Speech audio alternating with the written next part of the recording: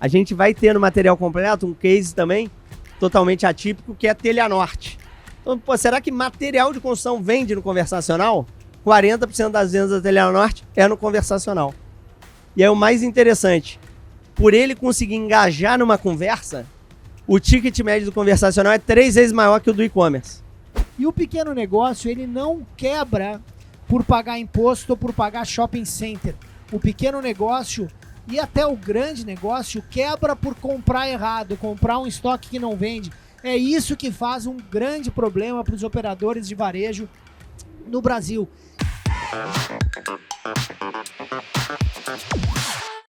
Pessoal, estamos aqui no nosso Arena Talks, dentro do Web Summit Rio de Janeiro 2024, arena lotada, a gente fazendo uma sessão extra aqui do nosso podcast do varejo, conciliando com esse momento de compartilhar uma palestra que a gente fez ontem, né, B, que deu sold out completo. Então a gente conseguiu aqui, dobrou a nossa capacidade de atendimento aqui nessa arena, dentro do stand da Stone, para compartilhar os 6 insights que a gente tem estudado bastante sobre o varejo, frequentado aí os principais eventos do mundo para tentar aprender sobre isso. Em especial a Stone e a Lynx juntas atendem aí mais de 40% do varejo brasileiro em soluções ou de meio de pagamento ou de software. Isso permite que de maneira anonimizada a gente conheça o comportamento do consumidor brasileiro, soma esse conhecimento ao conhecimento desses eventos internacionais que a gente tem feito a curadoria, e a gente aí conseguiu fazer dentro de uma escolha de Sofia, né, B, 6 takeaways para que talvez de uma maneira bem prática vocês consigam implementar aí e aumentar o engajamento, e, enfim, as vendas dos negócios de vocês e também dos clientes de vocês, considerando que a gente sabe que tem muita startup aqui, muita empresa ligada a ajudar o varejo, ajudar o pequeno negócio a se tornar ainda mais relevante. Então nós vamos trabalhar um pouco sobre isso aqui, né, Bia? Conta um pouco como surgiu a ideia de a gente levar aí esse game changing, essas trends de retail aqui para o público. Legal. A gente, quando começou a participar desse projeto, ainda antes do Web Summit ter no Brasil, só tinha fora do Brasil, a gente já costumeiramente falava sobre varejo nesses eventos. Acaba que o evento dá um viés muito para tendência, tecnologia, muito case de fora, e a gente tentou ao máximo trazer varejo para a nossa realidade, varejo também olhando para o pequeno, e varejo com a cabeça principalmente de trazer cases locais, tá? Então a gente sempre dá preferência por trazer cases da realidade do brasileiro. E aí quando vem a primeira edição do Web Summit ano passado, a gente cria uma palestra toda focada em tendências para o varejo, foi muito bem sucedida. Esse ano a gente repetiu exatamente o mesmo tema, com um conteúdo renovado, e a nossa ideia é que a gente faça isso uma tradição, né? E isso conecta diretamente com o propósito da Stone, que é ajudar o empreendedor brasileiro. Então, tudo que a gente vai aprendendo na prática, aprendendo no interior do país, aprendendo com os grandes players do varejo nacional ou internacional, a gente vai reduzir todos os anos esse conteúdo e trazer para compartilhar com vocês, tá? Então, esse é o resumo e a origem das 6 tendências. E a primeira que a gente trouxe, que o Guga vai falar, a gente chamou carinhosamente de Business BFF. O que é o Business BFF, Guga? Bom, então a ideia aqui, a gente se inspirou aí, né, de ter, na expressão que a gente usa para quando a gente se refere aos nossos melhores amigos, a gente acha que agora, definitivamente, os negócios precisam ser esse melhor amigo, né? E a gente conseguiu aí pensar em 5 palavras que definem os nossos melhores amigos. Me parece que não importa o tamanho do negócio, se ele não gerar essa relação que é bastante autêntica, bastante verdadeira, como a que a gente tem com os melhores amigos, a gente dificilmente vai ter relevância.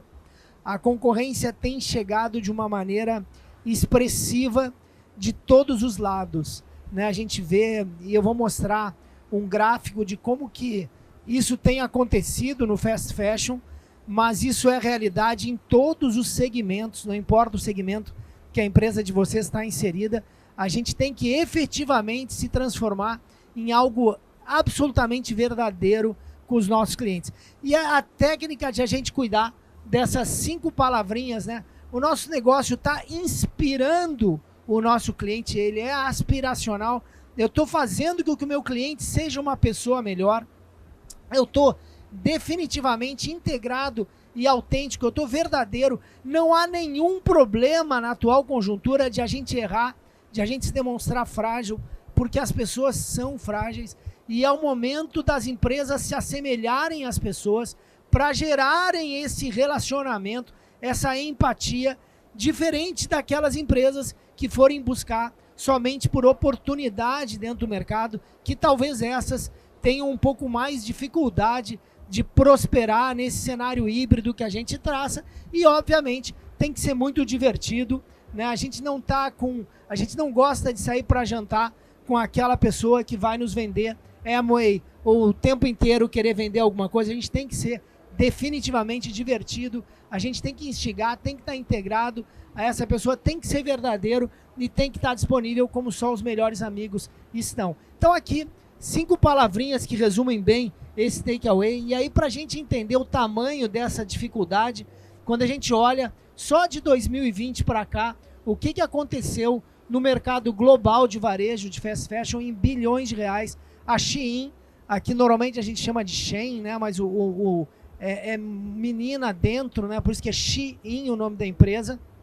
E olhem o que ela fez comparando com a Zara e com a H&M, que lideravam há muito tempo o mercado de fast fashion global.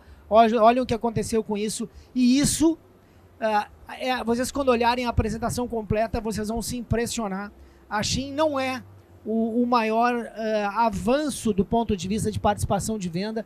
Ainda a Temu, que é uma empresa do grupo da Pinduoduo, outra empresa chinesa, dando um strike no mercado de fast fashion, já passou a Shein e ela se aproxima a grandes players como Walmart, como Amazon. E isso que a Shein é um mercado de início, a Temu é um mercado de marketplace, e vocês vão ver o quão impressionante que é isso. Então esse primeiro takeaway não foi escolhido por acaso. Business BFF significa definitivamente a ferramenta que nós, enquanto Stone Links, a gente sugere que as empresas de todos os tamanhos sejam relevantes com seus clientes para competirem com esse tipo de concorrente, que não vai ser uma escolha. A gente tem que, no surf, a gente aprende, né, B? A gente não consegue fazer com que o mar se adapte à nossa prancha e ao nosso surf. A gente que tem que se adaptar à condição maior. É sobre isso que trata o nosso primeiro takeaway aí, né, B? E tem 2 coisas para comentar aqui, Guga. O primeiro, lá voltando nas palavras-chave, eu acho que é proximidade, tá? A gente viu esse boom na pandemia com o local business, os negócios de vizinhança, e a gente vê também uma necessidade dessa proximidade na relação entre os clientes, tá? Então, acho que esse é um ponto-chave para a gente lembrar. E olhando para os gráficos, eu acho que outra coisa importante que a gente tem é a questão de como é que, quando o campo vai para a competição em preço, o chinês está levando vantagem, tá? Isso mostra isso. Tem um outro gráfico que vocês vão ver no material completo, que a gente mostra como é que a Temu, que é um marketplace, entra nos Estados Unidos em setembro de 22 e em setembro de 23, ou seja, um pouco mais de um ano, ele já está no top 3 americano, tá? Inclusive passando a Target. Maior que ele tem o Walmart e a Amazon, tá? Esse é o tamanho. A Shein, que a gente olha que está próximo da Target, também é um fenômeno nos Estados Unidos. Por quê? Porque a Shein é moda, né? É como se a Arezzo tivesse do tamanho do Mercado Livre em tráfego. É difícil de imaginar isso, tá? Mas significa o quão relevante essa turma está conseguindo ser quando a competição é só preço, tá? Então, por isso que a gente entende que se você não criar relação, essa turma vai dominar. Por isso o Business BFF. E agora, B, fala um pouco pra gente aí sobre o nosso segundo takeaway, né? A gente tem aí efetivamente o aspecto do conversational commerce. O B é um estudioso desse tema. Comenta com a gente aí esse segundo takeaway. Isso daí é uma das coisas mais interessantes que a gente vem observando, tá? Basicamente é o crescimento exponencial do canal conversacional. E o conversacional ele é interessante que ele agrada os dois públicos. O público ansioso, tá? Que quer resolver de forma instantânea uma demanda, e aí ele vai no canal conversacional. E também aquele pessoal que tem pouco tempo. Então, eventualmente, ele manda uma mensagem antes de entrar numa palestra como essa e quer daqui uma hora sair com o negócio resolvido. Então, o conversacional ele também é assíncrono, né? Eu mando a mensagem e deixo lá. E na hora do almoço eu vejo como é que tá essa história. Então, isso agrada, tá? E aí a gente vê o porquê esse canal é tão relevante. Primeiro, quando a gente pensa no conversacional exemplificado pelo WhatsApp, 99% dos brasileiros têm o WhatsApp instalado, tá? Mais de 54% deles têm na página inicial do celular. O WhatsApp não abre a questão de uso, porque ele não tem a visão completa do celular, mas provavelmente se a gente fosse ver o app mais utilizado também dentro do celular, o número seria maior do que os 54, tá? Então, isso mostra o quão dominante é esse negócio. E aí, quando a gente pergunta para o consumidor se ele já comprou alguma coisa pelo conversacional, 83% diz que sim. Então, isso mostra o quê? Uma relevância muito grande desse canal como um canal de atendimento e de compra. Tá? Se você conseguir atender bem e engajá-lo numa conversa, ele vai comprar. E uma coisa super interessante é que quando você pergunta se o cliente está satisfeito com isso, mais de 73% diz que sim. Por quê? Porque o canal é fluido. Fluido porque resolve na hora, ou fluido porque eu resolvo na hora que eu quero. Tá? Isso mostra esse canal ser muito importante. E aí, quando a gente vai para uma realidade que a gente adora estudar, que é a realidade do pequeno negócio, as ferramentas digitais são cada vez mais importantes para o pequeno negócio. E o que é mais interessante, quando você dá um zoom no pequeno negócio, ao contrário do que muitos acham, não é o Instagram o principal canal de venda do pequeno, é o WhatsApp já. Tá? Então, para o pequeno, isso também é uma realidade. Tá? E aí o case que a gente quis trazer para a palestra, bota aí, Google, o case é muito interessante porque que a gente tentou pegar 3 elementos no case. O primeiro elemento é ser uma empresa do interior do país. O segundo elemento, ser uma empresa pequena. Tá? E o terceiro é se ela consegue gerar uma experiência poderosa. Então a FIG, que é um negócio lá de Caxias do Sul, ele consegue gerar uma experiência consultiva, intimista e super poderosa. Por quê? Olha o ticket médio dela. Mais de R$3.000. Principal canal de venda dela, WhatsApp. Mais do que a loja física, premium, mais do que o e-commerce. Tá? Por quê? Porque quando você vai vender um ticket de R$3.000, ou quando você vai comprar um item de R$3.000, uma pergunta pelo menos você quer fazer, né? Então o conversacional permite isso. Ter uma loja só e em Caxias do Sul não é tão fácil de você ir lá fazer uma pergunta. Então isso está sendo endereçado pelo conversacional. Então o business dela cresce, mas quando você olha o canal que mais cresce, quase 80%, também é o conversacional. Então ele é o maior canal e o canal que mais cresce. Tá? A gente vai ter no material completo um case também totalmente atípico, que é a Telha Norte. Então, pô, será que material de construção vende no conversacional? 40% das vendas da Telha Norte é no conversacional.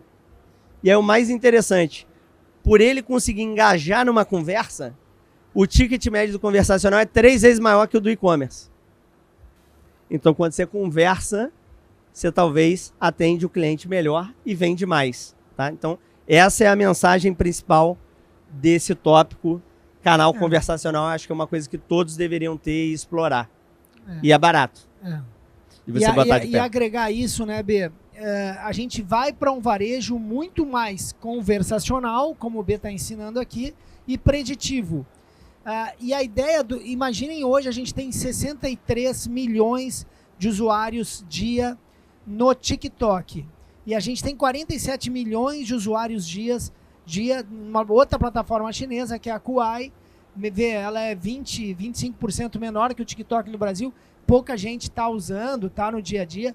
O impacto que pode ter no conversational commerce, tu cria esse hábito no WhatsApp, que já é uma realidade, o quanto pode ser definitivo no momento que a gente vive esse shoptainment, onde tu congrega num único canal o processo de compra e de entretenimento e conteúdo. A gente vai viver uma transformação de varejo nos próximos meses. Daqui 3 meses vai estar no Brasil esse ambiente de compra dentro do TikTok, assim como foi a chegada das redes sociais. Por isso esse tema que o B traz como um segundo takeaway é algo bastante relevante aqui, dando 10 centavos nesse tema que o B trouxe.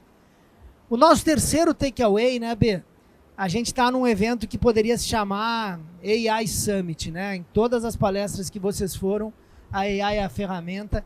E aí a gente fez uma pesquisa, considera isso, né? Que a gente tem muito cliente enquanto Stone, muito cliente enquanto Lynx. E a gente fez uma pergunta de quem estava usando AI já no seu dia a dia. E a gente vai para um número onde só 18% do varejo brasileiro está usando AI nas suas soluções, contra 40% do varejo americano. E ainda quando a gente vai olhar qual é a parte do AI que está sendo usado pelas empresas brasileiras, está muito relacionado à utilização de chatbot com inteligência artificial, que não é mais aquelas árvores de perguntas e respostas, o cliente não aceita mais aquilo. Então, realmente é aí que está a principal iniciativa, quando a gente vê outras empresas globais já usando AI de um jeito muito mais eficaz.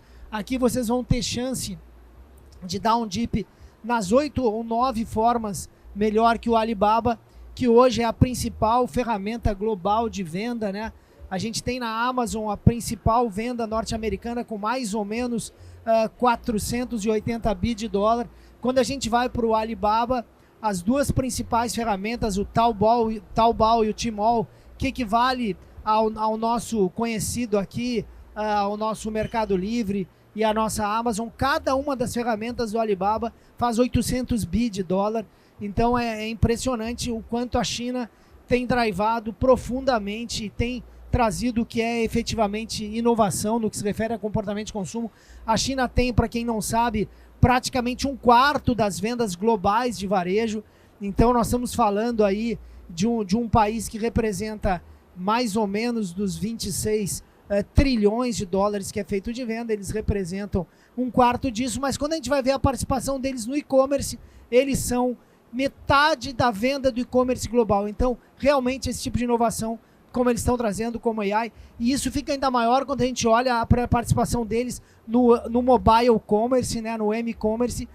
A gente tem 2,5 trilhões na China hoje feito em mobile commerce, sendo 20% feito de social selling, contra 500 bilhões dos Estados Unidos. São 2,5 trilhões contra 500 bilhões. É óbvio que é na China e no Alibaba que a gente tem que buscar inspiração, não importa se do pequeno negócio ou do negócio maior. E ainda tem aqui algumas dicas para dar para vocês. Pensem nisso, podem fotografar se quiserem. 6 ferramentas, hoje o Mercado B vai falar um pouco sobre isso, não aceita mais elementos estáticos nem no site, nem no social media, aceita realmente vídeo. Utilizem essas ferramentas aí, estão realmente muito boas. Vocês vão ver no material completo um pouco mais sobre isso, que aqui a gente não tem condições de falar. Só vou mostrar uma inovação que vale a pena a gente entender, é do Lyra. O Lyra, ele consegue, através de eu largar o som com a boca, aqui não vai dar para ouvir, vocês vão, eu faço com a boca um som, e ele simula um instrumento e uma orquestra em cima de um som que eu fiz com a boca. É impressionante. Não? Vale a pena vocês olharem para aqui. Tá sem som esse slide, né? Não esquenta a cabeça. Aqui a gente está meio no modelo festa, aqui não dá. Mas olhem que vale a pena essa ferramenta. Bom, vamos então. No final do dia, eu queria muito que vocês saíssem daqui com um tema de casa. Não usem mais o Google para fazer pesquisa. Ou usam o Gemini, que é do Google, ou usem o ChatGPT, que é da Microsoft. De novo, a gente está na mão dessas Big Techs. Não usem, por favor, mais o Google para fazer isso. Isso vai transformar vocês numa resposta muito melhor. Só com essa mudança, a gente passa a ser AI first e vocês se tornam profissionais com superpoderes. Olha que pequeno isso.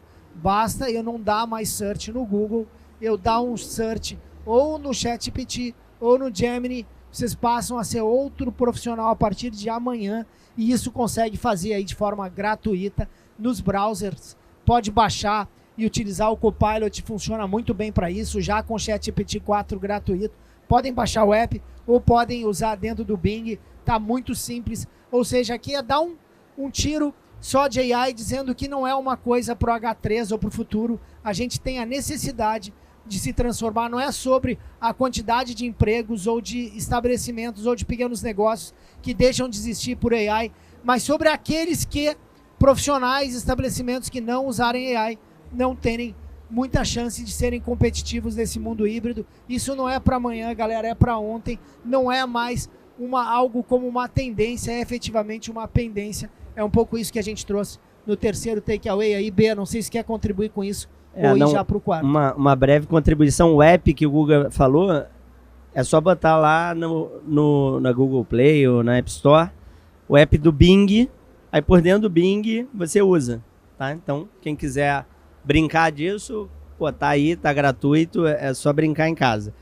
E a outra coisa que esse tema, eu acho que vale a provocação é, no Brasil ainda está muito ligado à eficiência, que eu acho que foi uma agenda importante para o varejo ano passado, e continua sendo esse ano, mas nos Estados Unidos eles já estão olhando para a AI como gerador de receita, tá? Então acho que aqui no Brasil a gente ainda está com a cabeça de redução de custo, lá já estão com a cabeça de geração de receita. Então também vamos olhar como é que a gente joga no ataque e não só na defesa, tá? Então acho que esse é a minha contribuição. Indo para o item 4, que na nossa opinião isso tem sido a nova cara do varejo, né? As pessoas estão mais propensas a compartilhar, a criar e a influenciar de uma maneira geral.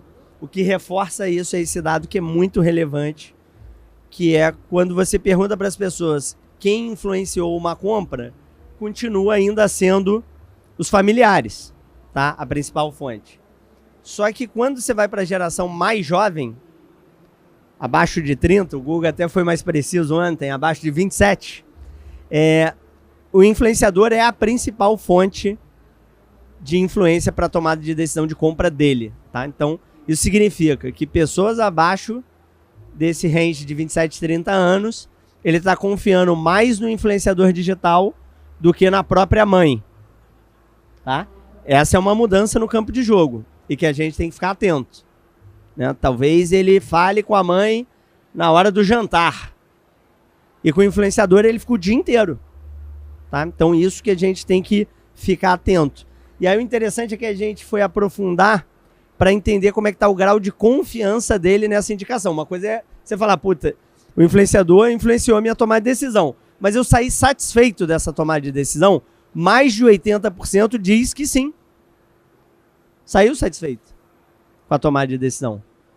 E mais de 85% diz que comprou e compraria novamente baseado na indicação desse influenciador. Então eles não só estão conseguindo influenciar a compra, como as pessoas estão ficando satisfeitas com essa sugestão e estão voltando a comprar. E é aí que você vê as pessoas virando marcas, né? E as marcas virando pessoas. Porque, dado que eu consigo ter essa relação de longo prazo, por que não criar a minha marca e estabelecer uma relação contínua com os meus seguidores? E aí, cada vez mais, a gente vai ver os criadores de conteúdo criando suas próprias marcas baseadas nisso, tá? E aí, ontem, a gente quis trazer um exemplo totalmente diferente, tá?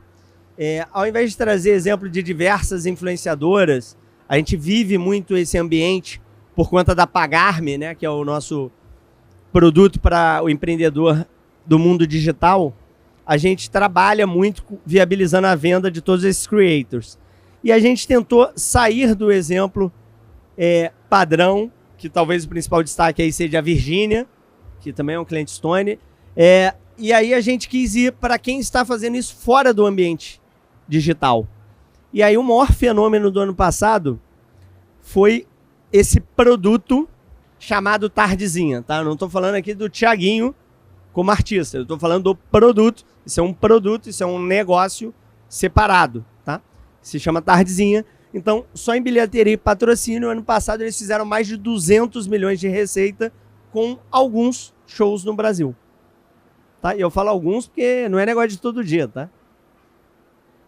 Alguns, tá? Esse ano nem tem, pra você ter ideia, tá? 200 milhões de receita. E aí, dado que isso virou um produto, ele começou a criar novos produtos a partir desse produto, tá? Então, como é que eu ganho sem o dia que eu tô no show lá, uma vez por mês que seja? Eles fizeram um experimento, criaram a cerveja Tardezinha para vender fora do ambiente do show.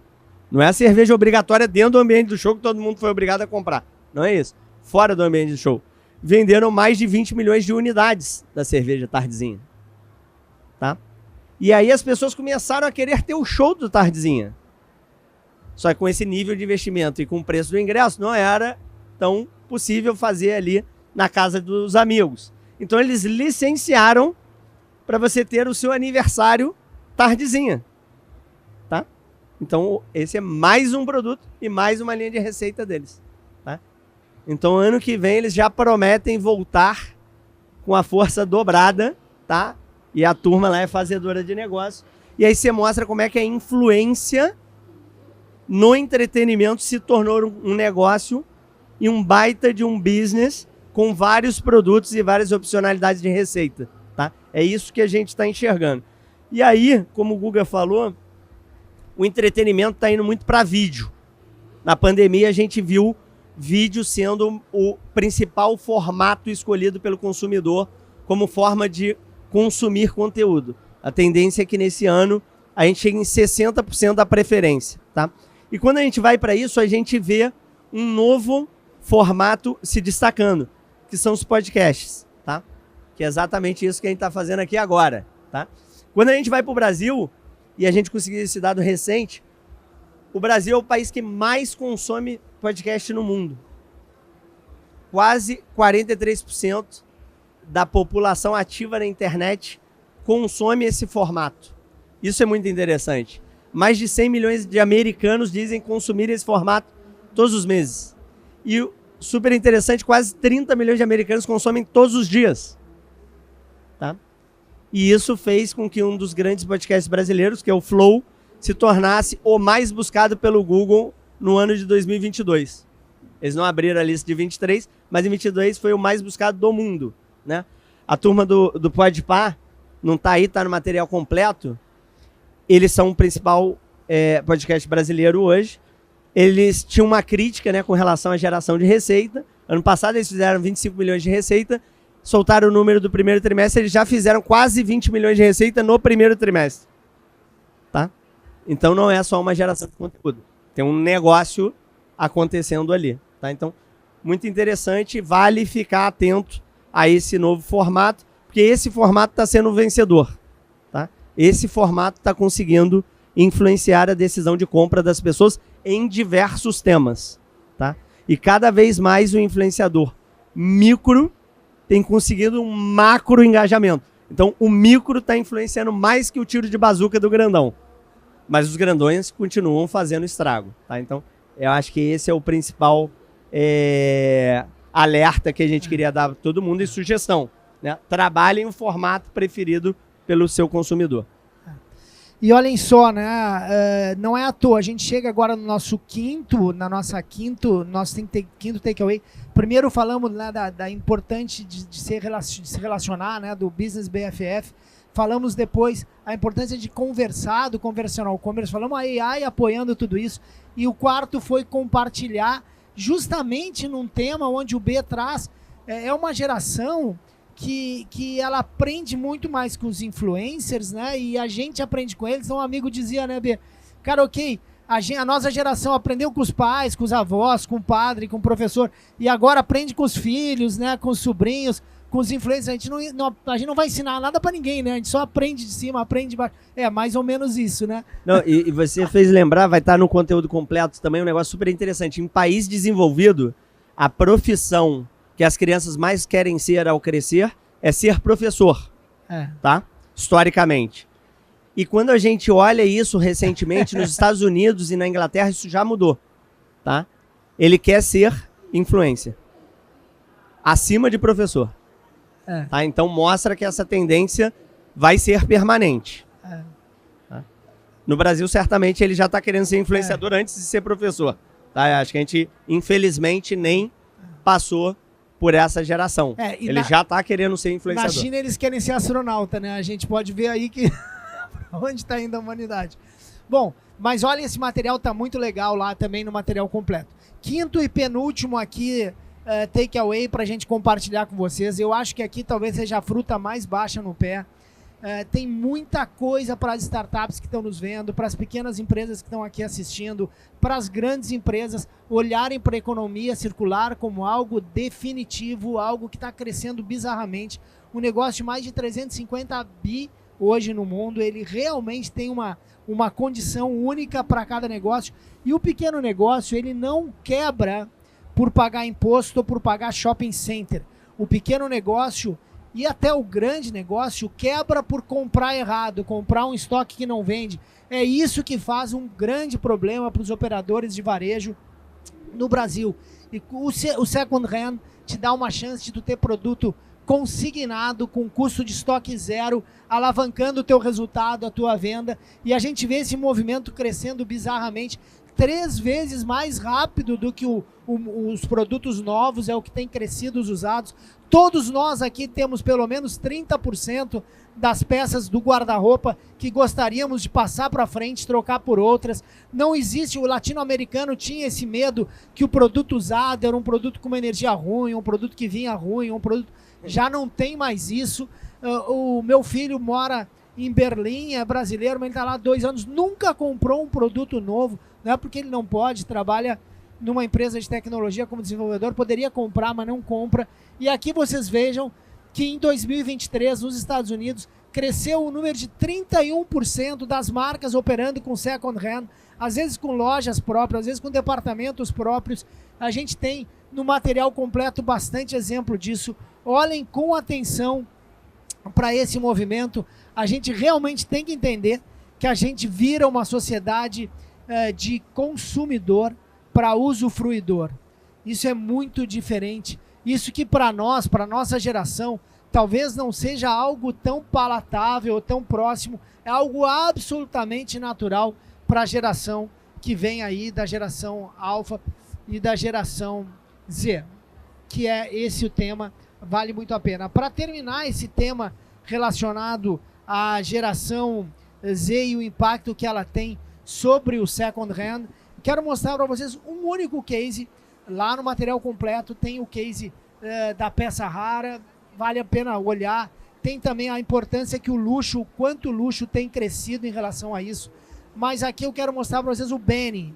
Quem conhece o Benny é uma empresa californiana que conseguiu fazer uma extensão para o Chrome, onde no momento que tu faz a busca de um produto novo, eu quero comprar um tênis Nike tal, quero comprar uma blusa tal, qualquer que seja a busca que tu faz, tanto no Gemini quanto no Chrome, ela te traz as soluções de produto usado.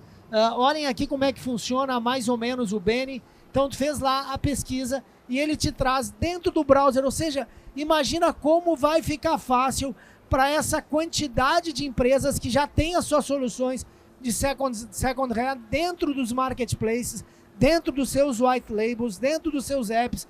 Então, ninguém mais vai precisar fazer força para encontrar um produto usado que possa resolver a sua demanda, e o Brasil ainda está de costas para essas soluções. Olha a quantidade de marcas que está oferecendo produtos usados. É outro momento onde o produto de qualidade ganha relevância, porque ele dura muito mais. A gente teve aqui ontem a Osklen conversando com a gente o quanto está alinhado a proposta da marca em fazer produtos de qualidade para cuidar, para gerar menos lixo, para que as pessoas possam ter. E tu chega num second layer de atuação, não é mais só quem usa Prada, quem usa Hermès, não é só quem está lá na ponta da pirâmide, ou quem usa Osklen, ou quem usa a reserva. Tu passa a ser muito mais democrático. Um super desafio para quem trabalha com produto barato, que de um lado ele está pressionado pelas marcas chinesas, entrando com força, do outro lado ele está entrando com as mercadorias de second hand, que tu pode comprar por 40%, 50% do preço original. Então, realmente é um novo mundo que a gente está vivendo aqui, né, B? E o Benny é fantástico, porque, eventualmente, ele inclui quem não é consumidor de uma determinada marca. só que de um jeito muito mais simples, né? Então você falou aí da Arezzo, tem lá no Soma vários cases interessantes. Então a pessoa vai no Soma e o Soma continua crescendo, por quê? Porque ele cria marcas, né? Então, sei lá, a mulher entrou lá na NV, não consegue comprar, ela tem a opção de comprar agora. Eventualmente pela metade do preço. E aí muita gente aqui falaria, pô, eu seria cliente da NV se fosse a metade do preço. Então agora você pode ser cliente da NV. Vai ser cliente lá da FIG, não com ticket de 3 mil, mas talvez no ticket de 1.000. Entendeu? Então isso é muito legal. E é isso que está fazendo o luxo bombar mundo afora. Esse é um fenômeno global. 1,5 trilhão de euros, só o que está o mercado de luxo hoje. E é algo que o Second Hand está alavancando, claro, muitas outras coisas, a sustentabilidade também. Mas olhem para esses quinto takeaway como talvez aquele que onde a gente tem mais tema de casa aí no mercado brasileiro para fazer. E aí a gente vai para o nosso último takeaway. Vai, B. E o último aqui, para a gente ir para a reta final, a gente chamou de um novo mosaico, tá? E o novo mosaico ele é muito influenciado por como é que se divide as fontes de receita hoje no varejo. Mais ou menos 10% da receita vem de receitas que não sejam ligadas a comprar e vender produto, tá? Hoje. E do lucro também. Quando a gente olha para 2030, a projeção é que 35% venha de outras receitas que não sejam comprar e vender produto e 50% do lucro venha de novas linhas de receita que sejam criadas. Ou seja, se você ficar só no rema-rema do preço, a gente já tem lá a fotografia de um potencial vencedor claro, que vai ser o chinês. Se você criar marca e criar relação, seu negócio tende a ser mais saudável e você tende a perenizar o seu negócio. Por quê? Porque se 35% da sua receita vier de uma linha que hoje não existe, ou você começa a criá-la hoje, ou lá na frente, seu negócio pode ser 35% menor. E talvez você não tenha mais lucro. Tá? Então, essa é a principal mensagem através disso. E aí, quando a gente tenta exemplificar novas linhas de receita, seja no digital, seja no físico, a gente tem claramente uma linha de receita se destacado, mundo afora. Tá? E isso é drivado por como andou a publicidade digital no mundo. A gente viu uma primeira onda da publicidade digital tendo um vencedor claro, que foi quem? O Google. E essa onda veio drivada pelos mecanismos de busca. E aí depois a gente entra num segundo momento da publicidade digital. E aí foi muito impactada pelas redes sociais, que a gente também teve um vencedor, claro, que foi a Meta. Né? E agora a gente entra num terceiro momento da publicidade digital, que é as pessoas estão pesquisando para comprar item dentro dos sites, dentro dos varejos, dentro dos marketplaces. E aqui a gente começa a ter um vencedor global claramente identificado, que é a Amazon. Tá? A Amazon está puxando essa tendência. E aí o próximo gráfico ele é muito forte, por quê? Porque ele mostra que essa startup, né, que a Amazon tinha, chamada Amazon Ads, hoje é um negócio que é mais de 1/3 da Meta em tamanho, em receita. Esse é um negócio de mais de 15 bilhões de dólares de receita no trimestre. Esse é um negócio 60% maior que o YouTube. Tá? Então isso não é mais uma possibilidade. Isso já é algo muito relevante para um varejista muito relevante como a Amazon. Tá? Então aqui todo mundo tem essa possibilidade de explorar o retail media, seja no físico, seja no digital, seja parceirando com a indústria, porque isso está sendo bem aceito no Brasil, no mundo. Tá? Então isso aqui já está acontecendo. E aí quando a gente pensa em novas linhas de receita, e até mais simples e óbvias, eu acho que a reserva dá uma aula para isso, quando a gente vê a quantidade de collabs que eles fazem. Tá? E aí eu quis trazer um exemplo já próximo da Páscoa, do nosso mês, que foi a collab Reserva Copenhague. Né? Eles lançaram camisa língua de gato. Tá? E aí muita gente falou, pô, mas a língua de gato é uma camisa que vai vender milhões? E a resposta fantástica do Rony, que é o fundador da Reserva, foi: a collab não é necessariamente para vender milhões, mas é para gerar mídia espontânea, é para gerar novos cadastros, acessar novos públicos. e ainda, de quebra, traz mais visitas para o nosso site, constrói a nossa marca e melhora o nosso SEO. Então é por isso que a gente faz uma collab, não é para vender milhões amanhã com uma camisa que a gente lançou, tá? E em várias delas eles conseguiram lançar milhões, vender milhões, tá? Não sei quem viu aí Carnaval, eles fizeram uma iniciativa interessante no Carnaval, entre outras, eles conseguem vender. Não vai ser sempre. Mas o que ele consegue sempre? Tudo isso, tá? Então esse é um exemplo super interessante. E o nosso último exemplo, e esse é muito interessante porque ele junta evento, dado, comunidade e experiência. Tá? A Track and Field, ele é o líder do segmento dele e é o cara que mais entrega resultado. Tá? E aí como é que ele tem feito isso, né? Ele começa lá com as corridas, acho que todo mundo deve conhecer as corridas da Track and Field, mas isso é diretamente conectado com o propósito da marca, que é vender o lifestyle que ele quer. Tá? Então ele criou uma comunidade que ele tem touchpoint com o cliente dele a todo momento. Aí você fala, pô, mas meia dúzia de corrida? Aí você olha, meia dúzia de corrida não. 160 mil inscritos. Mais de 81 etapas o cara fez ano passado. Então não é de vez em quando. Ele tá o tempo todo com o cliente dele. E aí ele brilhantemente pega a hype do beach tênis. E ano passado ele conseguiu fazer o maior torneio amador de beach tênis do mundo. Tá? E todo mundo diretamente conecta beach tênis à marca dele.